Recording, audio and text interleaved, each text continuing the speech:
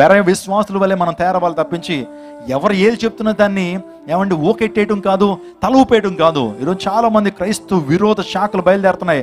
క్రైస్తవులమని చెప్తున్నారు, కానీ యేసు ప్రభు దైవత్వాన్ని ఒప్పుకున్నటువంటి వారిలో ప్రధానంగా యెహోవా సాక్షులు అనేటువంటి వారు, వారిని ఎందుకు మనం వ్యతిరేకించాలి? వారిని మనుషులు మనం వ్యతిరేకించట్లేదు, కానీ వారి సిద్ధాంతాలు ఏంటో తెలుసా? యేసు ప్రభు దేవుడు కాదు, యేసు ప్రభు వారు కేవలం ప్రవక్తే అని క్రైస్తవ డినామినేషన్ చెప్తుందండి. దేవుని లేఖనం చెప్తుంది. అలాంటి వారు మీ ఇంటికి వస్తే కనీసం శుభమని కూడా చెప్పొద్దు. ఎవరైతే దేవుని యొక్క వాక్యాన్ని దేవుని వాక్యంగా చెప్పరో, యేసు ప్రభు దైవత్వాన్ని ఒప్పుకోరో, వారికి ప్రైజ్ ది లార్డ్, వందనాలు కూడా అని చెప్పొద్దు. దయచేసి మా ఇంట్లో వెళ్ళిపోండి అని చెప్పాలి వాళ్ళకి. ఆలోచన చేయండి.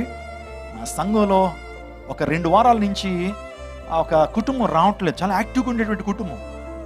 నేను 2 వారాలు థర్డ్ వీక్ కాల్ చేశాను. బ్రదర్ ఎందుకు రావట్లేదు అంటే ఏవో కారణాలు చెప్తున్నారు. ఊరు వెళ్ళామని అన్నారు. ఓకే, వారం ఊరు వెళ్ళారు. 2వ వారం మళ్ళీ కాల్ చేసి, బ్రదర్ ఎందుకు రాలేదు, చాలా యాక్టివ్గా ఉండేవారు కదంటే ఆయన చెప్తున్నాడు ఏదో బ్యాంక్లో పని అన్నాడు.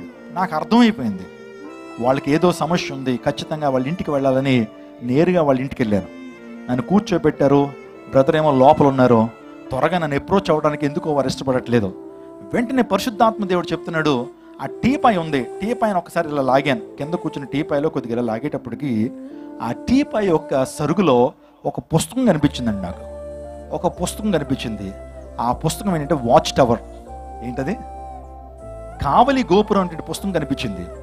కనిపించగానే మొత్తం నాకు పిక్చర్ అర్థమైపోయింది. ఈయన ఎందుకు రావట్లేదు, ఈ 4 వారాల నుంచి ఎందుకు సంఘానికి రావట్లేదు, ఎందుకు ఆయనను అప్రోచ్ అవ్వడానికి కూడా ఎందుకు బాధపడుతున్నాడంటే, ఒక 4 వారాల క్రితం వాళ్ళ ఇంటిని ఒకళ్ళు సందర్శించారట. వాళ్ళే యెహోవా సాక్షులు. నెమ్మదిగా బీజాన్ని నాటుతా ఉన్నారు. చూడండి, అసత్యం త్వరగా ఎక్కేస్తుంది మనిషికి. సత్యం ఏదైనా వనంలో దేవుడు ప్రతిరోజు సాయంత్రం వచ్చి వాళ్ళకి సత్యాలు చెప్తుంటే ఎక్కలేదు, కానీ ఒక్కరోజు సర్పం వచ్చింది, సాతానుడు వచ్చింది, నిజమా అన్నారు, అది ఎక్కేసింది బాగా. ఎవరికి? అవ్వమ్మకి. అందుని బట్టి ఈ రోజున కొత్త బోధలు అనేక మంది ఏం చేస్తూ ఉంటాయి, ఈ రోజున బాగా ఆకర్షిస్తూ ఉంటాయి. వెంటనే కూర్చోబెట్టి చెప్పాను దేవుని వాక్యాన్ని. చెప్పినప్పుడు, అయ్యా పాస్టర్ గారికి క్షమించండి అయ్యా, ఏదో తెలియక, వాక్యం తెలియక మేము ఇటువంటి కోపంలో పడిపోయాము.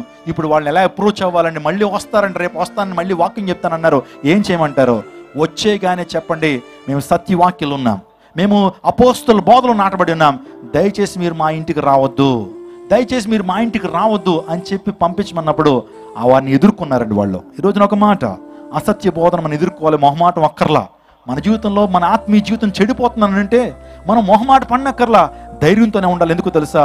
మన ఆధ్యాత్మిక జీవితం మనల్ని ఈ లోకం మట్టుకే కాదు, నిత్య రాజ్యానికి నడిపించేది. నువ్వు చేసేటువంటి భక్తి ఈ రోజున ఈ లోకంలో మేలు పొందుకోవడం కొరకు మాత్రమే కాదు, కానీ నీకు నిత్య జీవాన్ని ఇచ్చేటువంటిది నీ భక్తి. అందుని బట్టి నీ భక్తి చెడిపోతుంటే, నీ ఆత్మీయత చెడిపోతుంటే అస్సలు కాంప్రమైజ్ అవ్వద్దు. నీ ఆత్మీయత జీవితంలో ఏనాడు కూడా ఎవరికి నువ్వు మొహమాట పడనక్కర్లేదు. దేవుని కోసం జీవించు. గట్టిగా చప్పలు కొడుతూ దేవుని మహిమపరచండి. యేసుక్రీస్తు ప్రభువారు ఆయన పరిశుద్ధుడు.